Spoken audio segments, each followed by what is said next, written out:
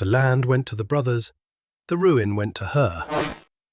Everyone in the family agreed she had been cheated, and for the first few weeks after the will was read, Megan Behrens agreed with them.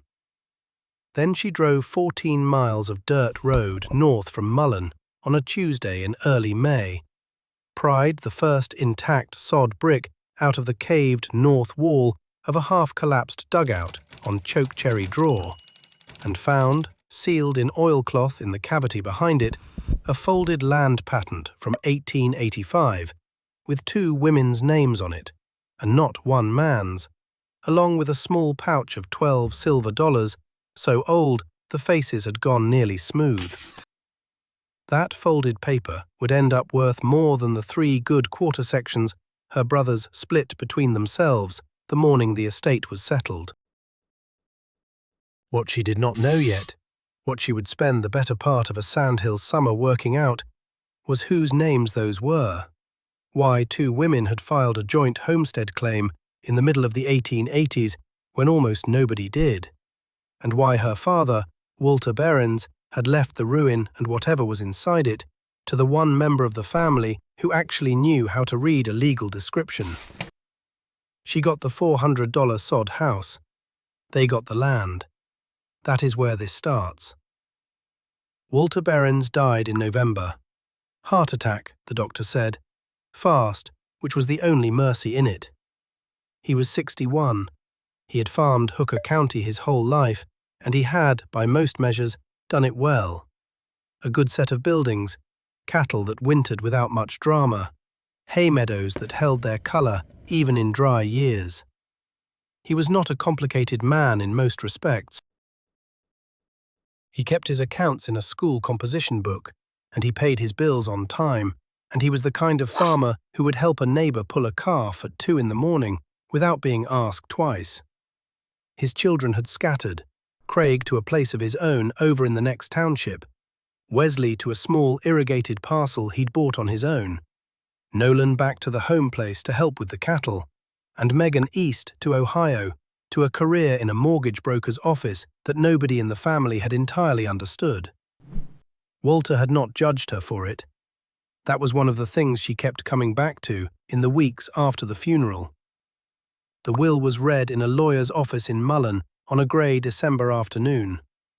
Craig, 34, the oldest, the one the family had taken to calling the deed man, with the kind of half-teasing affection that is really just accurate description, had already been through the filing cabinets. He knew what was there. He had, by the time the attorney read the document aloud, essentially already divided the estate in his head. The good east quarter went to Craig. The home quarter, with the buildings, went to Craig as well, with a cash payment to Nolan. The small, irrigated piece by the creek went to Wesley. And to Megan, the youngest, 26 years old and 3 months out of a job in Columbus, Ohio. A caved-in Sod-House dugout on a draw called Chokecherry, in Section 14 of a township nobody had farmed seriously in 40 years, with $400 in back property taxes owed to Hooker County, and a legal description so old the township name on the deed was spelled differently than it appeared on the current plat maps. Craig said it without looking up from the paperwork. There's a soddy out there.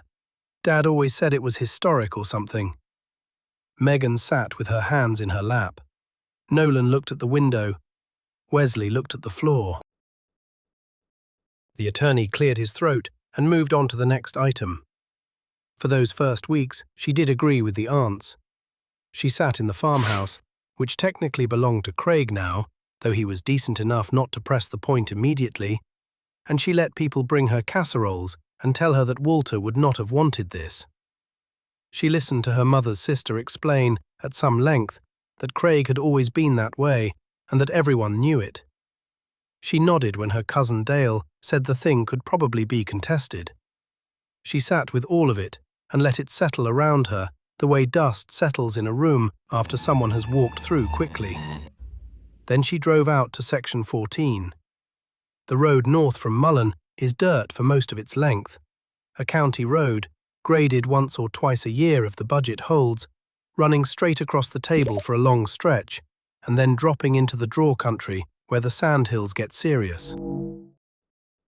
14 miles is not far by Nebraska standards. It takes about 25 minutes when the road is dry, longer when it is not. Chokecherry Draw is not marked on most maps. The name appears on the original survey plats from the 1870s, the ones the General Land Office sent surveyors out to run, and it appears on the old homestead filings, and after that it mostly disappears, except in the memories of the families who ranched that range for 100 years. She parked at the end of a 2-track and walked the last quarter-mile. The dugout was not what she had expected. She was not sure what she had expected. Something more obviously a ruin, maybe. Something that announced its condition from a distance.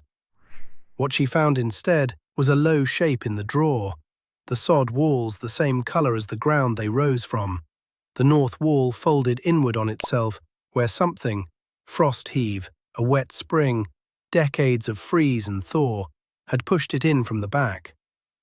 The roof was gone. The rafters had come down at some point, and the sod that had been laid over them was now just part of the floor, or what the floor had become. 2 feet of wall still stood on the south and east sides. The north wall had caved to maybe 18 inches on one end and nothing at the other. She stood at the edge of what had been the doorway and looked in. The grass grew through the floor. She did not go in that day. She walked the perimeter instead, the way she had learned to walk a property when she was doing title work in Ohio. Slowly, with your eyes on the ground and the edges and the corners, looking at the description from the outside in. She found the hand-dug well in the draw, about 40 yards east of the structure, the stone coping still above grade, a wooden cover rotted but still mostly in place. She found the remains of what had been a small outbuilding, a privy, she guessed, or a root cellar, the walls down to their foundations. She found, in the low ground of the draw itself, grass that was greener and denser than the tableland grass above. Sub-irrigated meadow. The draw collected water from the surrounding hills and held it in the soil through the dry months. When the tableland burned off in July and August, the draw stayed green. She noted it. She did not yet know why it mattered. She drove back to Mullen and paid $400 in back taxes at the county courthouse, in cash, from the envelope her father had left in the desk drawer at the farmhouse with her name on it, in his handwriting. The woman at the clerk's window gave her a receipt without comment. The county records on this particular parcel, the clerk mentioned, were thin. There had been a fire in the old records building sometime in the 1940s, and a good deal of the early homestead documentation for the north part of the county had been lost. Megan drove back to the farmhouse and sat with that for a while. She had spent 4 years in Columbus reading title work. Abstracts, legal descriptions, meets and bounds surveys, the fine print that accumulated in the file on a property over 150 years of transfer and mortgage and release and refiling. Most of the people she worked with at the mortgage office did not read the actual documents. They read the summaries, the cover sheets, the title insurance exceptions. Megan had read the documents. She had read them because she was thorough, and because, if she was honest, she found the chain of ownership of a piece of land genuinely interesting. The way a legal description could hold the whole history of a place in its dry language. The way you could trace a family's reversals of fortune through a sequence of warranty deeds and sheriff sale notices. She had been let go in August, 3 months before her father died, when the office had restructured and decided to consolidate its title review function in a regional center in Indianapolis. She had been good at the job. It had not saved her. But she knew how to read a deed. And she knew, looking at the receipt from the Hooker County clerk, that a parcel with incomplete records and a clouded chain of title was not necessarily worthless. It was a problem. Problems, in her experience, were sometimes solvable. She called her grandmother that evening. Vivian Behrens, née Torkelson, which was a detail Megan had filed away without fully understanding why, was 81 years old and living in a small house in Ord, about 2 hours east and south. She was sharp. She had always been the one in the family who talked about the old homestead, the original Baron's claim up in the Sandhills, in a way that suggested she knew more about it than she said. Nobody had listened particularly. The stories were old, and the details were thin, and there were always more pressing things to talk about at family gatherings. "Grammy," Megan said, "did Dad ever tell you anything about Section 14? There was a pause on the line. Vivian had a way of pausing before she answered that was not uncertainty. It was consideration. "He knew about it," Vivian said finally. "He knew what was out there." "Did he tell you what?" Another pause. "He said your grandfather's people had put something away out there a long time ago. He said when the time was right, you'd find it." Megan waited. "He meant you specifically?" "That's what he said." She did not push it further that night. Vivian had a way of closing a subject when she was done with it, and Megan had learned to recognize the tone.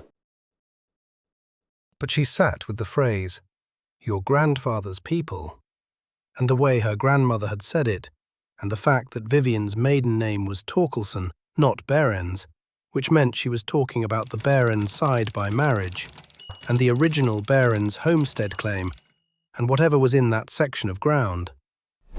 "I'll change a name or two in what follows, and the exact section line I'll keep to myself. There are still families with stakes in the land records out there, and I'd rather not complicate their winter. But the shape of this story is the shape it always was.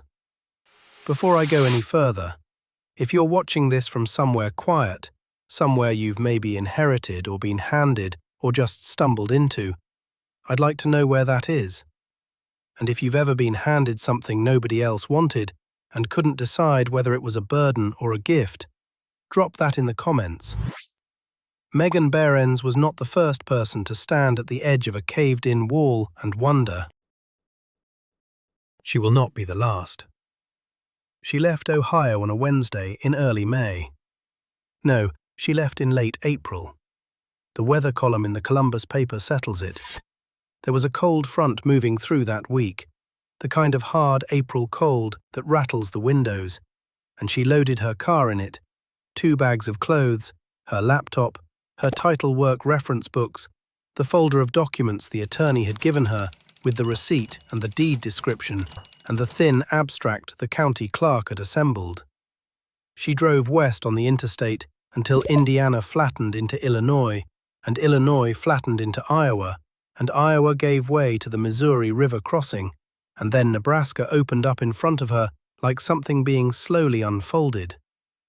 The sky changes when you cross into the Sandhills country. It does not announce itself, it simply takes up more space. By the time she turned north off the highway onto the county road that runs up toward Mullen, the sky was filling most of the windshield, a blue so high and so even it seemed less like weather and more like a fact about the world.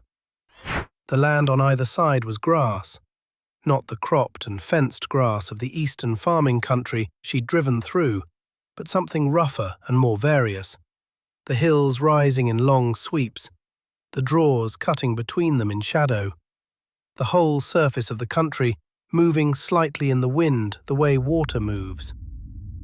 The Sandhills are not what most people think when they hear the word dunes, not bare sand, not desert. They are grass-stabilized dunes, ancient ones, the sand locked down under a root network that has been building for thousands of years. Where the topography drops into a draw, the water table comes close to the surface, and the meadows go green and dense even in dry years. She had read about the Sandhills in a library book she'd picked up in Columbus before she left. She had wanted to know what she was driving into. The book was from the 1960s, a range management text from the University Extension Service, and it was dry reading, but she had gone through it with a highlighter the same way she went through abstracts. The sub-irrigated meadows, the book noted, were the most productive grassland in the region. More grass per acre than the tableland, water reliable, capable of sustaining cattle through a dry summer when the upland pasture failed. The draw country had sustained ranching families for 100 years on that basis. She filed that away. Mullen is a small town, the county seat of Hooker County, which is one of the least populated counties in the continental United States, a fact the town does not advertise and does not apologize for.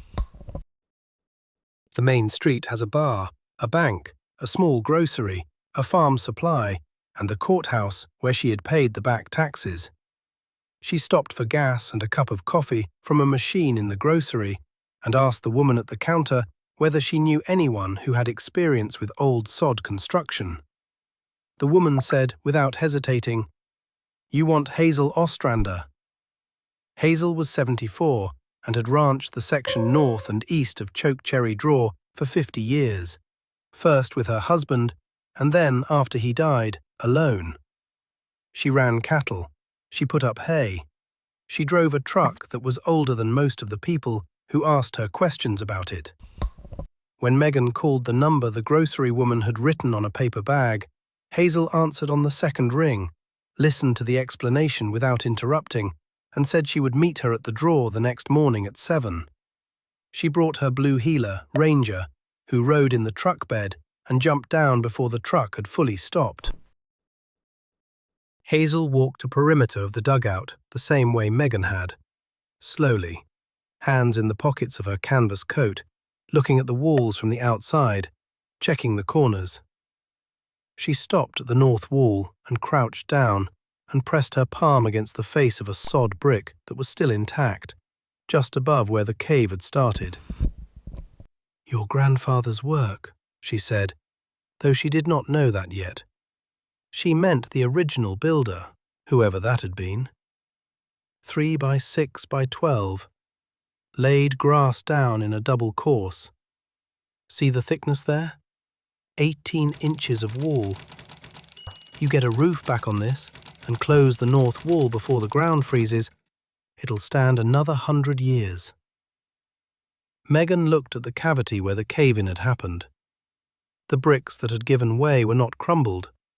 They were intact, just displaced, the grass roots still binding them, the way a knot stays tied even when the rope goes slack. "Before the ground freezes," Megan said. "First killing frost comes end of September, maybe early October up here. You've got 4 months if you start now." Hazel stood and dusted her palms. "Maybe less if it's a hard year." She said it without drama. She was not warning or encouraging. She was giving Megan the same information she would give about a fence that needed to be repaired before winter. Ranger had found something interesting near the old well coping and was circling it with the focused attention of a dog who has located a smell worth investigating. "Well, still good," Hazel said, nodding toward the draw. "My husband's family knew the people who homesteaded this draw originally. He said they dug that well themselves, hand-dug, stone-lined, 30 feet down. We checked it about 15 years ago. Still gives water." She looked at the sub-irrigated meadow in the draw bottom, the grass there a deeper green than the table above. "Brothers should have looked closer before they let this one go." Megan did not say anything. "Meadow like that," Hazel continued, "you can put up 2 tons of hay per acre in a good year. Tableland's lucky to get one." She walked away to where Ranger had found his smell, and Megan stood at the caved north wall and looked at the sky where the roof had been. The first night she stayed in Mullen, in a room above a bar that rented to a few people on a weekly basis when they had the space. But the second night she drove back out to Chokecherry Draw at dusk and sat in the car for a while, and then got out and sat on the tailgate. The wind dropped at sundown. That is the thing nobody tells you about the sandhills, how still it gets after the sun goes. The daytime wind comes down off the table in a steady push that you stop noticing after a few hours, and then it quits, and the silence is so complete you can hear a killdeer working the far edge of the meadow 200 yards away, its complaint rising and falling over the draw. The air smelled of dry grass and something older underneath, the particular smell of old sod, of ground that has been covered and uncovered, a smell somewhere between earth and vegetable and time. She could smell faintly the mineral cold coming off the stones of the well coping, the way cold has its own smell in still air. She got out a flashlight and walked to the south wall of the dugout and stood in what had been the doorway and looked in. The walls rose around her in the dark, the grass still threading up through the earthen floor. Something moved in the far corner. A mouse, probably, or a small ground squirrel. She did not jump. She stood there until her eyes adjusted and she could see the shape of the space. Maybe 12 by 16 feet, the walls darker where the sod had dried to the colour of old leather. The cavity of the caved north wall, a deeper shadow above the remaining bricks. She put her hand flat on the south wall, still warm from the day. The sod held heat the way thick things hold heat, slowly, deeply, giving it back at night. She walked back to the car and sat in the dark and ate a sandwich she had bought in Mullen, and after a while a great horned owl called once from somewhere up on the table and did not call again. She was there because nobody else wanted to be. That was the whole circumstance, stripped down. The next morning, Hazel came back, this time with a short crowbar and a pair of work gloves she handed to Megan without asking whether she would need them.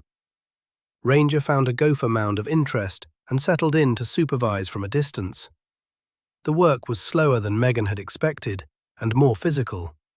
The intact sod bricks were heavy, 8 or 10 pounds each, and getting a crowbar under one without disturbing its neighbours required patience and a specific leverage angle that Hazel demonstrated twice and then stepped back and let Megan practice.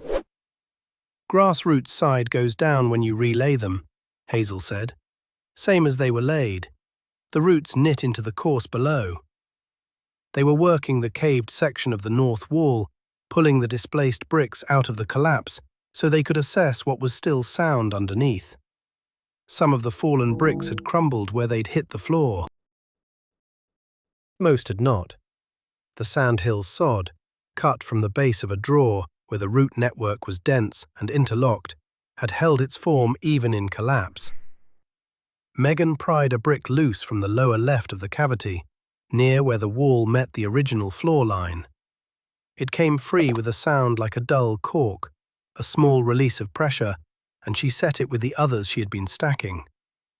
Behind it was a gap in the wall, not the ordinary gap between courses, but a deliberate space, a cavity framed on 3 sides by the surrounding bricks, as if they had been laid around something. In the dark of the gap, she could see the edge of something wrapped in what looked like dark cloth or dark leather. Hazel came and crouched beside her. "Don't rush it," she said. Megan put her fingers into the gap. The oilcloth, it was oilcloth, she could feel the waxy surface, was dry. Not just dry as in not wet, dry as in preserved, as in something had kept the moisture out for a very long time. The bundle was about the size of a hardback book, maybe thicker. It was wrapped carefully, folded over itself at the edges the way you would wrap something you intended to stay wrapped. She worked it loose from the cavity. It came free, and she held it in both hands, heavier than it looked, and the small weight inside shifted. She got one fold of the oilcloth open and saw the corner of folded paper. Old paper, cream-coloured going brown at the fold lines, and below the paper, through the remaining oilcloth, the small, hard weight of a pouch. 12 silver dollars. She would count them later. They were the dollars of the 1880s, the Morgan dollars with the Liberty head on the face, the eagle on the back, the date worn but present. and above them the paper. 2 names on the land patent. 2 women's names in the copperplate of a government land office clerk on a Homestead Act filing from 1885 in Hooker County, Nebraska. 160 acres, residence proved up and title granted. Her hand closed around it. Hazel said nothing. The meadow at the bottom of the drawer was going gold in the early light, the killdeer working its edge, and somewhere up on the table the wind was starting again, the grass there running in long waves, and the question sat in the air between all of them. Megan and Hazel and Ranger and the old wall and the thing in her hands. Whose names were those, and what did it mean that one of them might be a name she already knew, and why had Walter Behrens, who had not been a complicated man in most respects, left his youngest daughter a ruin that nobody else had wanted, and a wall that held this inside it? The oilcloth lay spread flat on Hazel's kitchen table the next morning, the edges turned back and held down by the weight of a coffee mug on one side and Hazel's hand on the other. The 12 silver dollars sat in a row on the cloth. Megan had counted them twice the night before, and once again this morning, as if the number might change. It did not change. 12 Morgan dollars, the faces worn to near smoothness, the dates on most of them still readable if you tilted them toward the window light. 1883, 1884, 1885. The eagles on the backs had gone soft, the feathers blurring into the metal the way relief goes when a coin has passed through too many hands. The patent lay open above the coins. It was a final certificate, a Homestead Act patent certificate, the form the General Land Office issued when a claimant had proved up a 160-acre filing. Residence established, improvements made, and in their case, the claim commuted to patent early by paying the government price rather than waiting out the full 5 years. The paper was thick, the kind of paper the government used for documents it expected to last, and it had lasted. The print was copperplate, the letters even and precise, the way a clerk's hand goes after years of the same forms. The date was in the upper right, the 14th day of October, 1885. Hooker County, Nebraska Territory. 2 names, Ingeborg Torkelson, Bridget Doyle. Below the patent, folded separately and tucked inside the oilcloth with the coins, was a single sheet of paper. Different paper, thinner, the kind you might buy at a general store or get from a church supply. The handwriting was not copperplate. It was careful but not trained, the letters slightly uneven at the tops, the way a person writes who learned to write in a second language.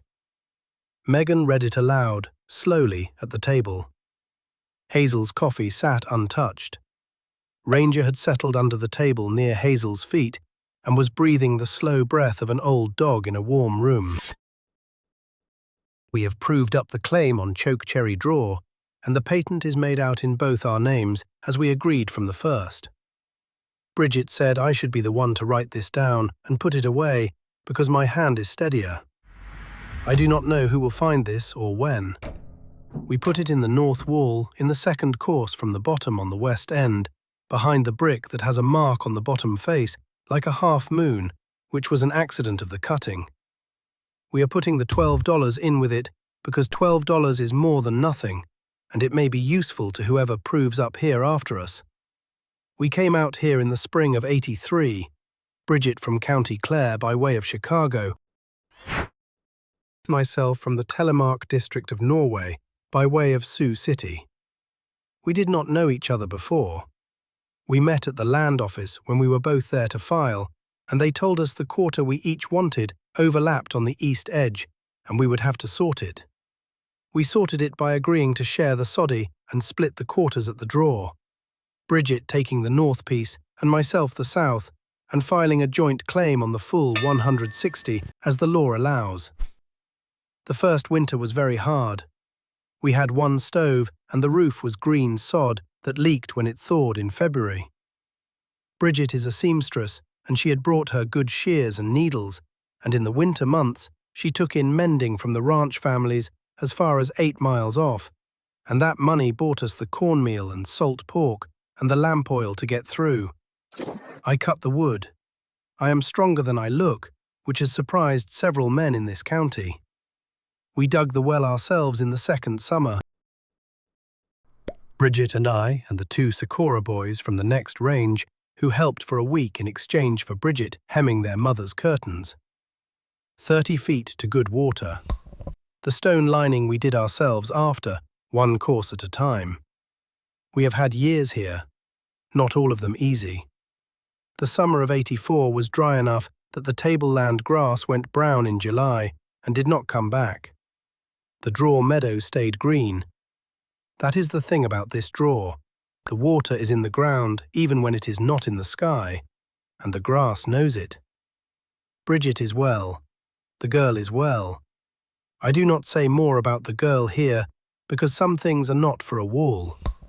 If you find this and you are one of ours, you will know what to do with it.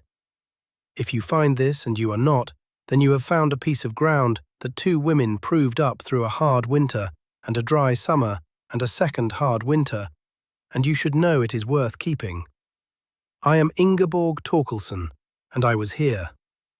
The 14th day of October, 1885. Megan set the paper down. Hazel did not say anything for a moment. Outside, a meadowlark ran its call from somewhere near the fence. 3 notes, and then the long descending phrase. It called once and stopped. "The girl," Hazel said. "Yes," Megan said. They sat with that. The work started 3 days later. There was no ceremony about it. Hazel pulled up at the draw at 6:30 in the morning with a load of tools in the truck bed and a paper sack of biscuits from the diner in Mullen. Ranger was already on the ground before the truck stopped.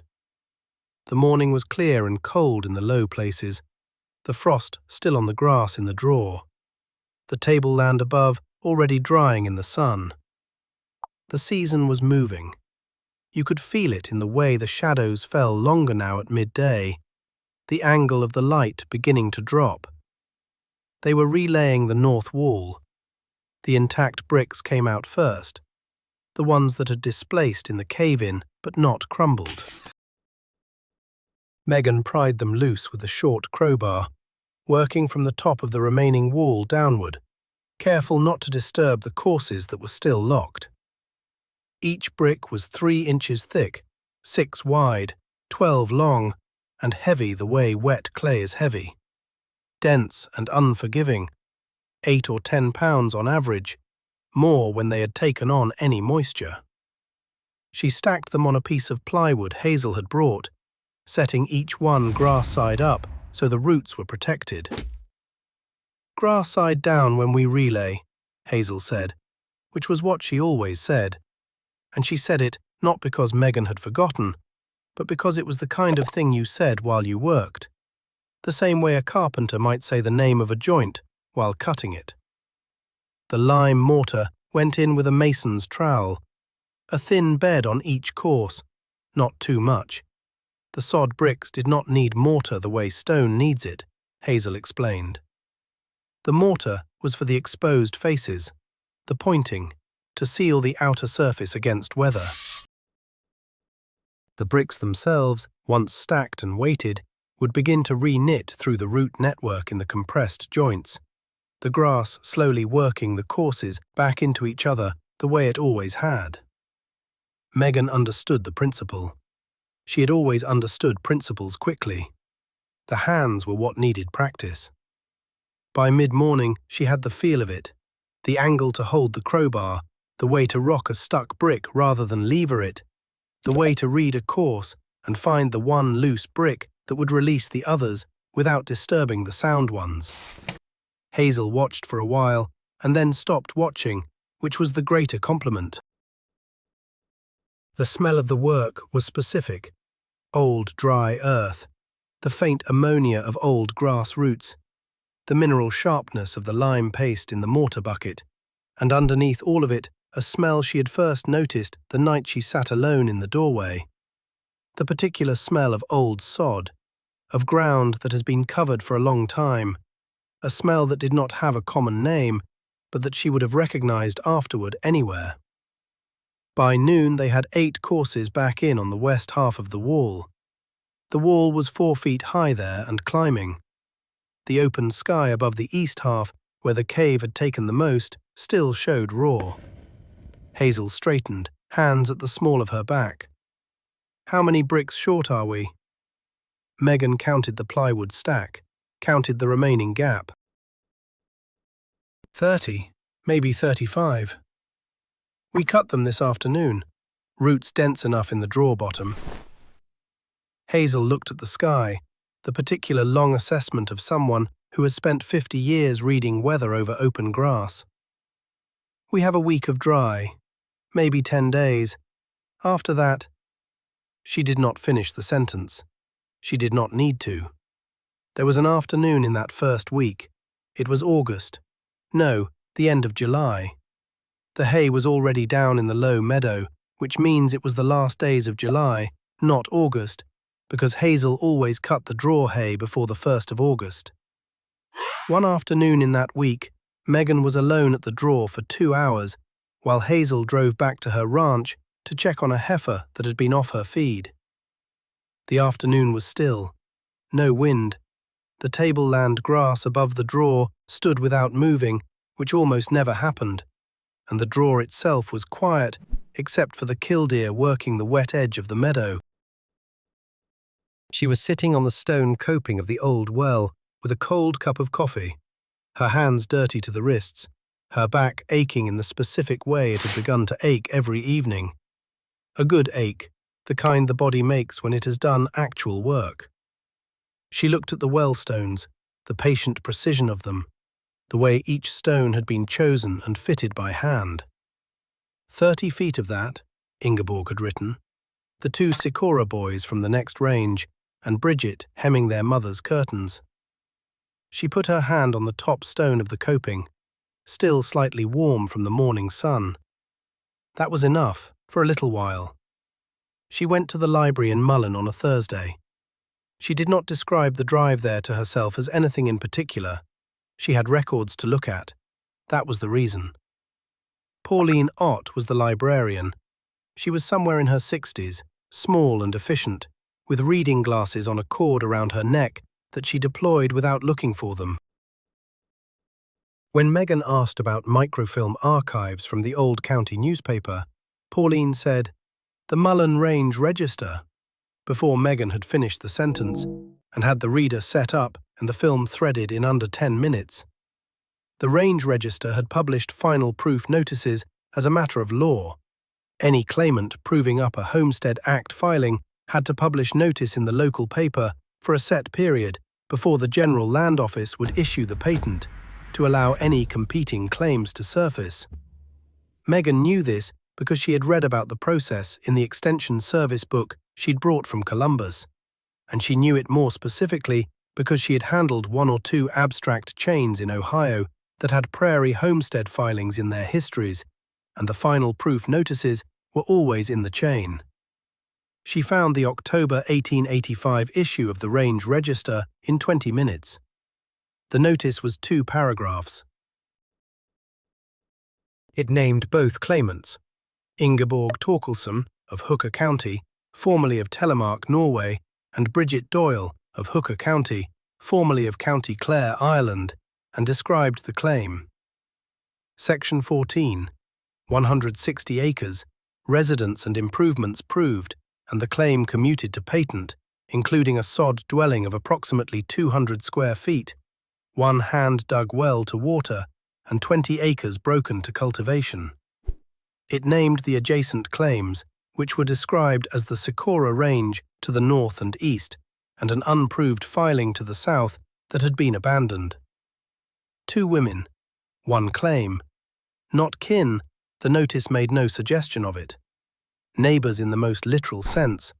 Women who had met at a land office counter, sorted an overlap, and decided to prove the thing together. Megan photographed the notice with her phone and drove to find Roberta Prater. Bobby Prater was a rancher's wife who had spent 30 years assembling a genealogical record of the families of northern Hooker County, working from church records, cemetery registers, and the school district rolls that had survived the records office fire. She kept the materials in 3-ring binders in her spare bedroom, organized by family name. She was not a professional genealogist. She was a woman who found this interesting, which is a different and often more thorough thing. She pulled the Torkelson binder without hesitation, set it on the kitchen table, turned to the section on Ingeborg, the baptismal register for the small Lutheran congregation that had served the county in the 1880s. The original church was gone, but Bobby had a transcription made in the 1960s before the original was lost. Showed one child recorded under Ingeborg Torkelson's name. A girl named Sigrid, born about 1884, entered in the register in 1889, the year Bridget Doyle died. Father listed as unknown. The notation beside the entry read, "Orphan of B. Doyle, deceased." Megan read that line twice. She had been reading legal documents for 4 years. She knew what it meant when a notation was added in a different hand and a different ink. She knew what it meant when a clerk wrote "orphan of" instead of "daughter of." She knew what it meant when the father was listed as unknown. She went back to the patent. 2 names, Ingeborg Torkelson, Bridget Doyle. She went back to the baptismal record. Sigrid Torkelson, orphan of B. Doyle. She went back to the letter. The girl is well. I do not say more about the girl here because some things are not for a wall. She sat at Bobby Prater's kitchen table for a long moment, her phone with the photo of the range register notice beside the open binder, and she did what she had spent 4 years learning to do. She read the chain. Bridget Doyle had died. The baptismal note said deceased, and Bobby's binder had a cemetery record from the county section of an OARD newspaper from 1889, a 1-line death notice. Bridget Doyle, of Hooker County, formerly of County Clare. No age given, no cause. The year was 4 years after the patent. Ingeborg Torkelson had raised the child, given her the Torkelson name. Sigrid Torkelson had grown up and carried the name forward. The binder had the descent laid out in Bobby's careful hand. The Torkelson name passed down through Sigrid's family 2 more generations to a granddaughter named Vivian, Megan's grandmother, who had been born a Torkelson and married a Behrens in her turn. The name had come to Vivian by descent from a Norwegian woman who was no blood relation to the line at all. The blood in that line came from Bridget Doyle. The obvious assumption that Torkelson was the blood name, that Vivian's line ran straight back to Ingeborg, the Norwegian homesteader, was wrong. Vivian's blood ran back to Bridget Doyle, the Irish seamstress from County Clare who had hemmed curtains in exchange for well-digging labour, who had died before she turned 30, whose daughter had grown up with a Norwegian name and a Norwegian woman as her mother. The name Torkelson was the name of the woman who stayed. The blood was the woman who didn't. I have looked at that baptismal register transcription myself. Bobby Prater was kind enough to share a copy, and the handwriting of that added notation is unmistakably different from the main entries. Whether whoever added it knew the full story or only what they'd heard is not something the register can tell you. Documents rarely tell you everything. They tell you what someone chose to write down and when, and in what mood or obligation. The rest you reconstruct from the edges. Megan reconstructed it from the edges. Walter Behrens had known. Vivian, 81, Sharp, née Torkelson by the chain of that name through Ingeborg's choice, had told him. Walter was not a complicated man, but he had been a thorough one in his own way. He had made sure the one child who could read a chain of title got the piece of ground that held the proof. He had not explained it because Walter did not explain things he thought you could figure out yourself. She drove back to Mullen and sat in the car outside the grocery for a while. She thought about Ingeborg Torkelson in the winter of 1883 to 1884, the two women in a soddy with one stove, the roof leaking where the frozen sod thawed in February. A Norwegian woman and an Irish woman in the sandhills with a language between them that was neither one's first. The cold that winter on the Nebraska tableland was not a metaphor. It was specific. Temperatures below zero for stretches of 2 weeks, wind that found every gap in a sod wall, the particular misery of being perpetually not quite warm. Bridget had her shears and her needles. Ingeborg had her hands and her steadiness. Between them, they had built something that stood long enough to outlast them both. Long enough to pass what was inside it to a woman 140 years later who had spent 4 years learning to read exactly this kind of document. That was not fate. It was just the way a chain works, link by link, each one depending on the one before it. Megan thought about her grandmother, saying he meant you specifically. She thought about Walter sitting with that knowledge for years, deciding when to act on it and how. She thought about the north wall, the brick with the half-moon mark, the oilcloth that had kept everything dry for 140 years in a Nebraska drawer. She thought about Craig. Craig called on a Friday evening, 2 weeks into the work. She was sitting on the tailgate of her car, eating a gas station sandwich when her phone rang and his name came up on the screen. She let it ring 3 times before she answered. His voice was level. Craig's voice was always level. That was one of the things about him that people either respected or found unnerving. He said he had heard she was spending money out at Section 14 and that he wanted to talk. "I'm not spending money," she said. "I'm doing work." He said he knew Hazel Ostrander had been helping, and he said he respected Hazel, and he said the thing he really wanted Megan to understand was that he was not her enemy in this. She did not say anything. He said, "Dad couldn't do much for the last 2 years. I was here. The cattle didn't feed themselves."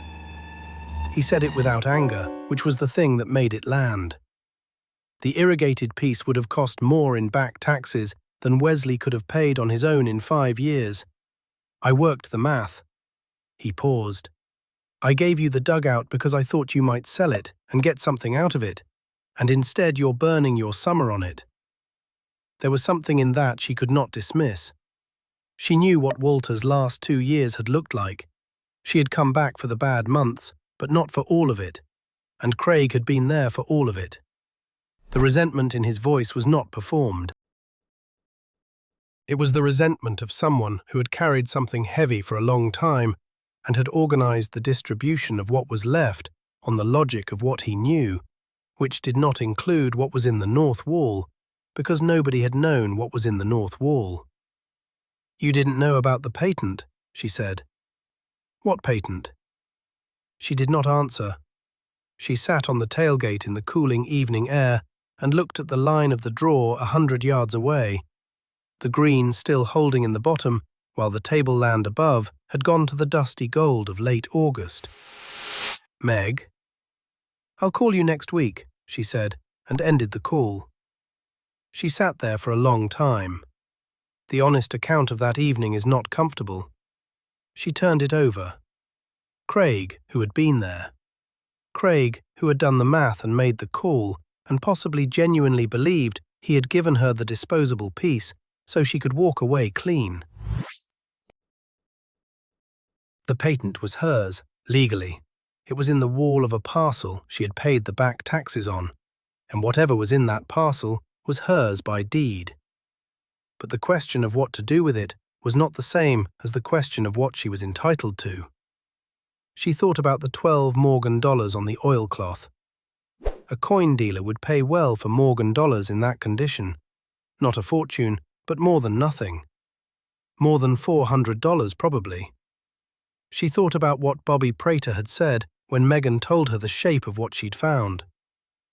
There are people in Lincoln who would pay for a look at that patent. University library, maybe. Land grant collection.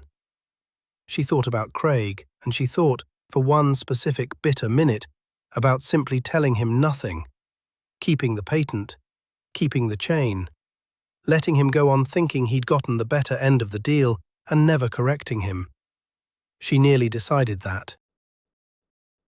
She sat with nearly deciding it for long enough that it stopped being hypothetical and started being something she was actually considering. What stopped her was not a moral argument. It was the phrase that surfaced from her own mind, the phrase she had thought on the night of the will reading, sitting in the lawyer's office in Mullen with the estate documents in her lap, looking at the $400 dugout on Chokecherry drawer. That she was not going to become just another line in an inventory, a parcel disposed of, a loose end tied off. Keeping the patent as a secret weapon was the same move in a different dress. It made the patent about Craig and about winning, and not about the two women who had put it in the wall for someone who would know what to do with it. She drove back to Mullen. She called Vivian in awed. She told her grandmother what she had found. Vivian was quiet for a long time, and then she said, "I know about Bridget Doyle." "You knew?" "Your father told me what he thought was there. I told him everything I knew." A pause. "I didn't know about the letter." "Did you know about the girl?" Vivian said slowly, "My grandmother told me. I told your father. He was the one who said we should let whoever found it work it out for themselves." Megan looked at the ceiling. "Grammy, why didn't you tell any of us?" "Who would have listened?" Vivian said. And then, gently, "You're listening now." The work through August went by the count of bricks and courses and days. Dean Sikora came by one morning with a small excavator on a trailer. Dean was the grandson of the same Sikora range family Ingeborg had mentioned in the letter, the second generation of them having ranched the adjacent section since before Megan's grandmother was born. He offered the excavator to move the collapsed roof debris that was still inside the dugout footprint, the rotted rafters and the sod that had fallen with them, which would have taken Megan and Hazel 2 weeks by hand. Dean did it in 4 hours. He declined payment. He said his grandfather had talked about the dugout on the drawer, and he'd always wondered what it looked like up close. Gus Ferris came the week after. Gus was a retired carpenter who had a woodworking shop in a barn outside Mullen and who built furniture in the winters. He had a load of old cottonwood in the shop, salvaged from a windbreak that had come down in a storm 3 years back, the wood dense and close-grained from slow growth. He cut a new door frame from it, measured the original opening, which was still square at the lintel even after the cave, and brought it out in the back of his pickup and fitted it in a morning. The cottonwood was pale gold where it was fresh cut, darker at the heart, and it smelled of the particular clean sharpness of cottonwood sawdust, which is different from any other wood. Pauline Ott brought a photocopy of an 1884 issue of the Range Register that had turned up when she went looking through the film more carefully.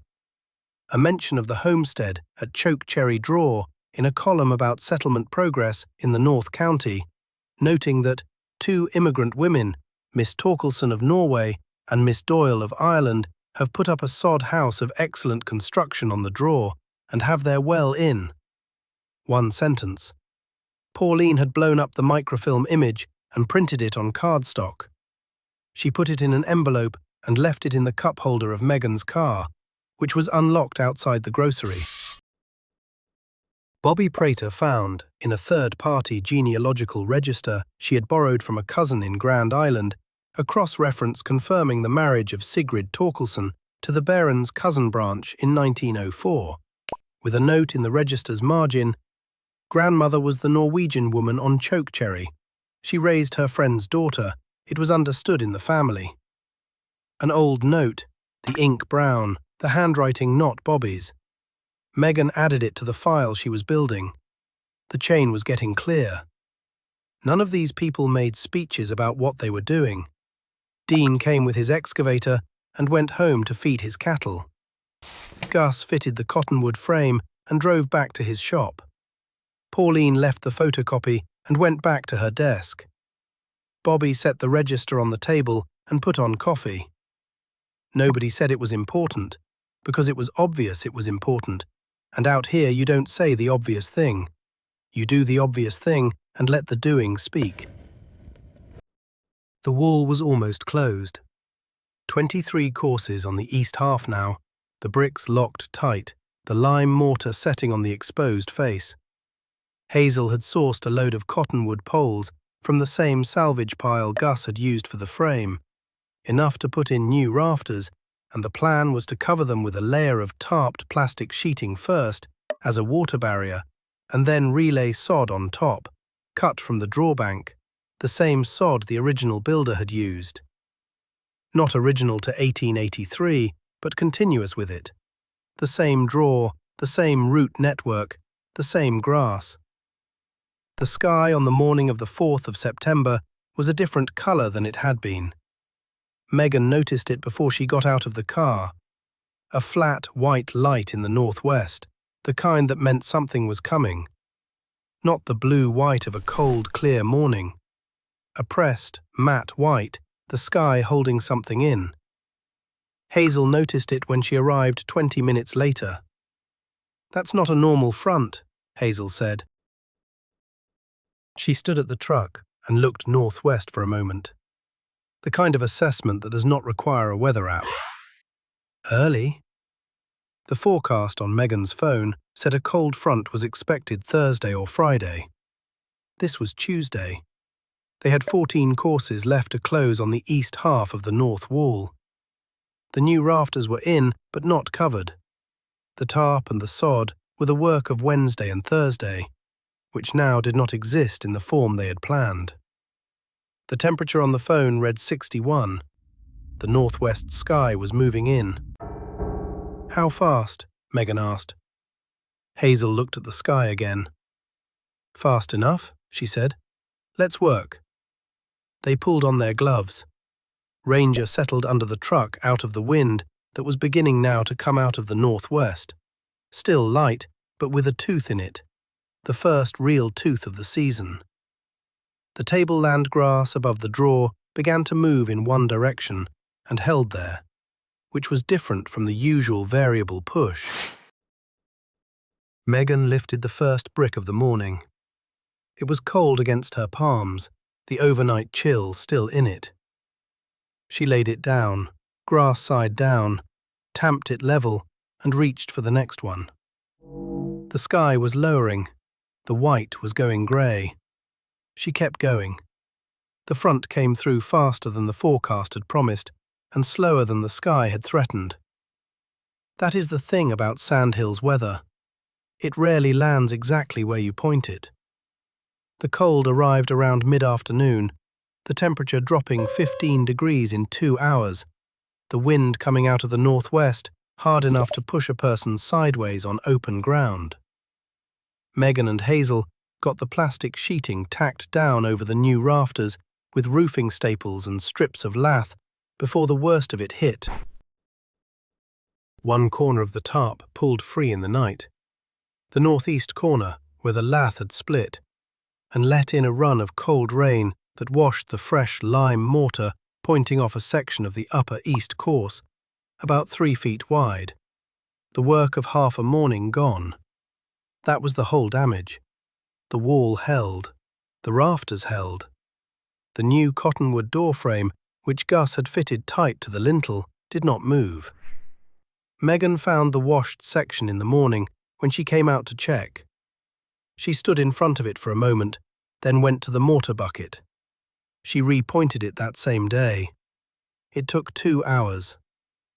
The rest of September went by in the particulars of finishing work. The kind of work that does not announce itself, but accumulates. The plastic sheeting came down once the sod was cut and relaid over the rafters, squares from the bank of the draw, where the root network was thickest, the grass a dense mat of bluestem and switchgrass, the same grass the original builder had cut from the same draw in 1883. Not those exact roots, the continuous result of them. Hazel supervised the cutting with a flat spade, demonstrating the angle that produced a clean brick without crumbling the base. And Megan cut, and Megan stacked, and Megan carried, and by mid-October, the roof was on. The lime mortar pointing went around the full exterior over 3 days, cool, dry days, which was what mortar needed to set without cracking. Hazel's judgment on weather had been consistently accurate, and Megan had started trusting it the way she had learned to trust a reliable abstract. Not blindly, but with accumulated evidence. Inside, the walls got 2 coats of whitewash, which Hazel said was for moisture control as much as anything, and which turned the interior from the dark, close colour of old earth to something brighter, the lime smell sharp and clean. The small cast-iron stove came from Gus Ferris, who had found it in a barn sale outside Mullen and cleaned it up and brought it on a Saturday without being asked. Setting it on a square of slate Megan had bought at the farm supply in town. The first fire in that stove was a Tuesday in late October. Megan fed it cottonwood splits and sat on an overturned bucket in the middle of the room while the smoke smell worked through the flue and the air inside began to move with heat. Ranger was there because Hazel was there, and Hazel was there because she had come to see the first fire and stayed to drink the coffee Megan made on a camp stove in the corner.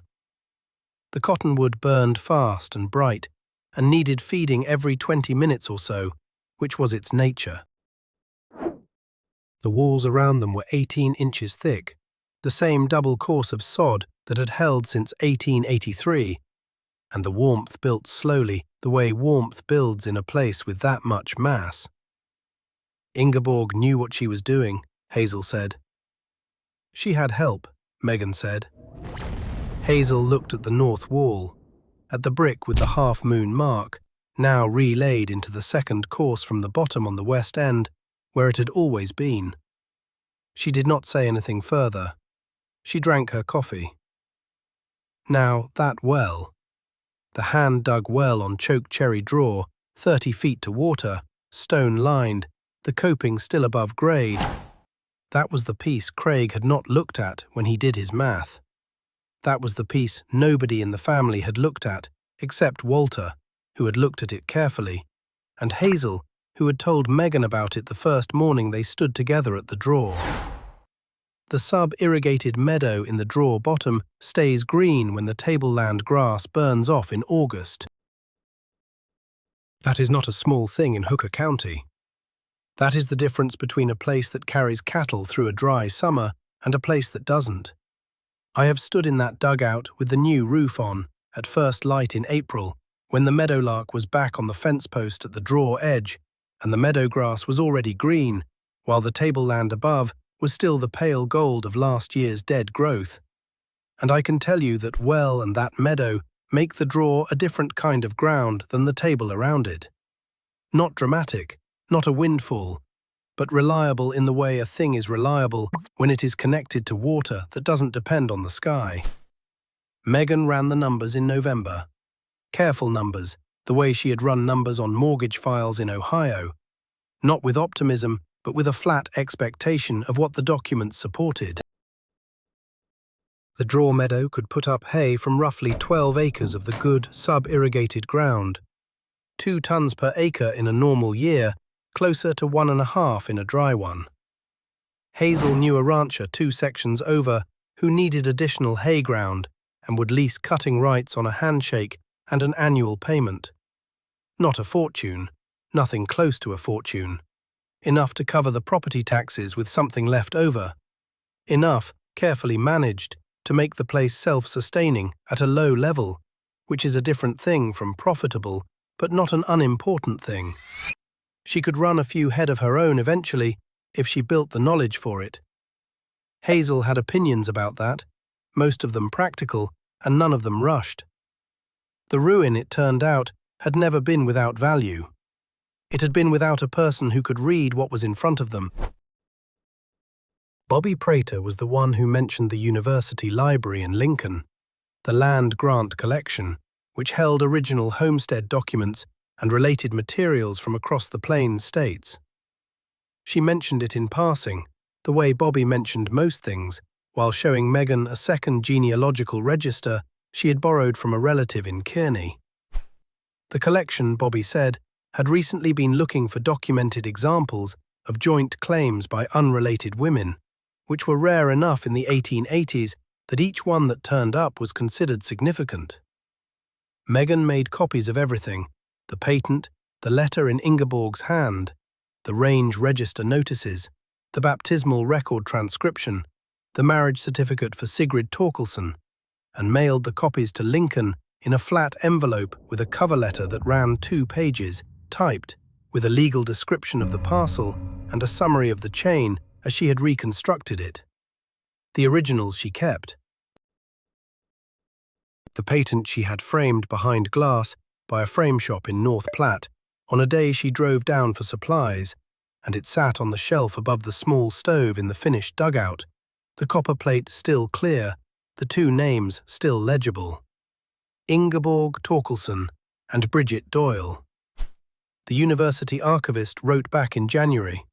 She said the collection would be glad to have the copies, that they would be catalogued as a documented example of a joint female homestead claim proved up in 1885, Hooker County, Nebraska.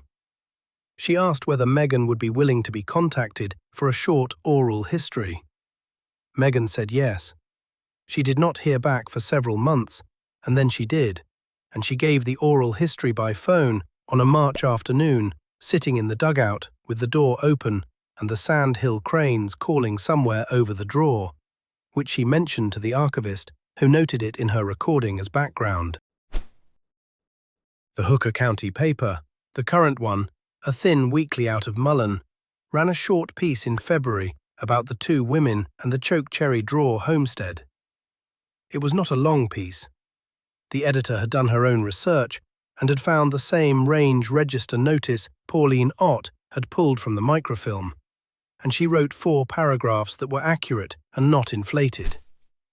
It mentioned Megan's name and the address of the parcel, and said the structure had been restored. Several people Megan did not know sent her short notes in the mail, the way people used to send notes. One was from a woman in Gordon who said her great-grandmother had known Ingeborg Torkelson and had mentioned her occasionally. The woman did not say what she had mentioned. She said she was glad someone was looking after the place. There was no stipend. There was no preservation grant, not that year. Bobby thought there might be a small historical society fund that opened applications in the spring, and Megan put it on a list of things to look into, which is where it stayed for the time being. That was fine. The hay lease covered the taxes. The taxes were not large. Craig came in March. She did not know he was coming until his truck appeared at the end of the 2-track. He drove out to the draw and got out and stood looking at the dugout for a while before he walked over to where Megan was stacking the last of the cottonwood splits against the south wall out of the weather. He had his hands in his jacket pockets. He looked at the finished north wall, the new mortar between the courses, still a slightly different colour from the old, the way new work always shows for a while before weather evens it. He said, "You fixed it up." "Yes," she said. He looked at the cottonwood door, the frame Gus had fitted. He looked at the roof, the new sod already settled and beginning to green at the edges where the draw moisture reached it. "Dad knew," he said. Not a question, a conclusion, arrived at quietly. "Grammy told him," Megan said. "He figured I'd work it out." Craig nodded once. He did not say anything about the patent, and she did not offer to show it to him. And after a moment, he walked over to the old well coping and looked down into it. He picked up a small stone and dropped it in and listened. The sound came back. "Still gives water," he said. 2 tons of hay per acre in the draw meadow," she said. "Hay lease covers the taxes." He was quiet for a moment. "Dad would have liked that," he said finally. The way he said it was not sentimental. It was the way a farmer talks about a piece of ground that is being used correctly. He left after about 20 minutes. He did not take a silver dollar. She had not offered one. That was fine. Wesley sent a text in April that said he was glad she was still out there. Nolan sent nothing, which was consistent with Nolan. Here is the part of this story that is worth sitting with for a moment. Women could file Homestead Act claims on their own. This was true from the passage of the Act in 1862, and it is a fact that does not always make it into the standard account. A single woman, a widow, a woman who was the head of her household, she could file on 160 acres, prove up 5 years of residence and improvement, and receive a land patent in her own name. In some prairie counties, the records suggest that something close to 1 in 10 or 1 in 5 claims in certain periods were filed by women in their own right. The numbers vary by county, by decade, by how carefully the records survived. The county records on this part, as I have said before, are thin, but the practice was real. Joint claims between 2 unrelated women were rarer. The law did not prohibit them. The Homestead Act was specific about residency and improvement and did not weigh in on the relationship between co-claimants, but the custom was for one family or one individual to file. Ingeborg and Bridget were not the only 2 women who found each other at a land office counter and decided the math worked better together. They are simply the 2 whose letter survived in an oilcloth bundle in an 18-inch sod wall for 140 years. The sandhills themselves are worth understanding as the ground this happened on. They are the largest grass-stabilized dune field in the Western Hemisphere. Nearly 20,000 square miles of ancient sand held in place by root networks that developed over thousands of years after the last ice age. They look, from a distance, like gentle hills. They feel, when you work in them, like something that has decided to stay put. The soddy was a logical architecture for that country. The grass gave the brick gave the wall gave shelter, and when the shelter was abandoned, the wall gave itself back to the grass. Over 1.5 million Homestead Act patents were issued before the Act was finally repealed in 1976, a land transfer that covered more than 1/10 of the total area of the United States, the largest legal redistribution of land in the country's history. Most of the structures built on those claims are gone. Sod is a living material. It returns to the ground. A handful of original soddies still stand in the plain states, held up by the same principle that built them. The grass roots keep knitting, even in a wall, even after 100 years, if the structure stays dry enough. This one stayed dry enough. The year turned. Megan kept a composition book. She had bought it at the grocery in Mullen, the same kind her father had used for his accounts, the black and white marbled cover, the ruled pages. She kept the weather in it, and the hay numbers, and the seasonal markers as they came. The first killing frost had been in late September, which she had already known from the inside of it. The sandhill cranes came through on the Platte in March, which she drove down to see one afternoon, standing at the river's edge in the cold, with a few hundred other people watching several 100,000 birds settle onto the sandbars for the night, a sound that went past hearing into something more physical, a pressure in the chest. She wrote it down. The meadowlarks came back to the drawer in April. The killdeer was working the wet edge of the meadow by the first week of May. She wrote those down too. In the back of the composition book, she copied the chain, the 2 names from the patent, the dates, the line from Ingeborg's letter about the girl, the baptismal record notation, the descent of the Torkelson name down to her grandmother Vivian, and Vivian's marriage into the Behrens family. Her own name at the bottom, a chain of title in the same plain entry style her father had used for his accounts, the same style 4 years of title work had made natural to her. She did not annotate it or explain it. The entries were enough. The name you carry and the blood you carry do not always match. Ingeborg gave Sigrid her name, but not her blood. Bridget gave Sigrid her blood, but not her name. Both passed forward. Megan carries both, sorted out only because a piece of paper stayed dry in a wall long enough to reach her. That is not a story about what was meant to happen. It is a story about what actually happened, which is a different and more interesting thing. The patent hangs under glass above the stove in the finished dugout. The two names are still clear in the copperplate: Ingeborg Torkelson and Bridget Doyle. Megan carries one of the 12 Morgan silver dollars in her coat pocket, the one with the most legible date, 1885, and the other 11 stay in the oilcloth with the patent copy in a tin box on the shelf beside the frame. The brick with the half-moon mark is back in the north wall, second course from the bottom, west end. She can put her hand on it any morning she wants to.